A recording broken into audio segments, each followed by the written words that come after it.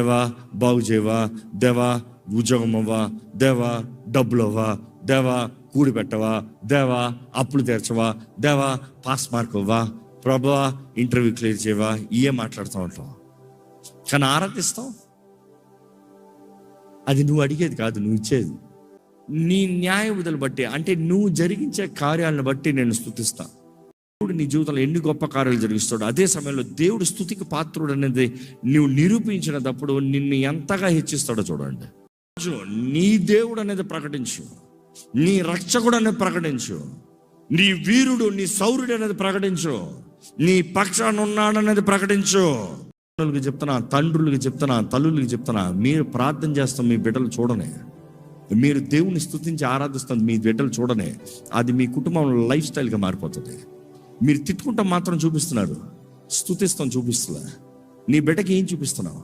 నీ బిడ్డ ఏం నేర్చుకుంటున్నాడు? చేతులు ఎత్తి దేవుణ్ణి ఆరాధిస్తాను నేర్చుకో. నీ బిడ్డలు కూడా అదే నేర్చుకుంటారు. తండ్రిగా నీవు మోకరించి ప్రార్థన చేస్తాను నేర్చుకో. నీ బిడ్డలు కూడా మోకరించరా అని చెప్పాల్సిన అవసరంలో ఆటోమేటిక్గా మోకరిస్తారు. దేవుడు కరెక్ట్ టైంకి ఇచ్చిస్తాడు. కొన్నిసార్లు అనిపించచ్చు అందరు పైకి వెళ్ళిపోతున్నారు, నేను కింద ఉన్నానే, కానీ నా దేవుడు నిన్న తగిన సమయంగా ఇచ్చిస్తాడు. Devil is very cunning, be careful.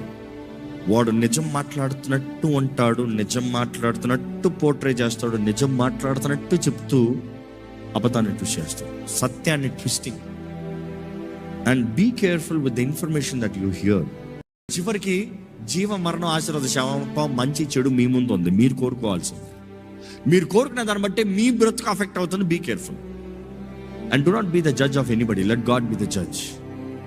Your work is to show mercy. నువ్వు కనికరం చూపి, నువ్వు దయ చూపి. యేసు సొత్తు అన్నాడు, ఎన్నటికి నీ ఎడబాయనన్నాడు.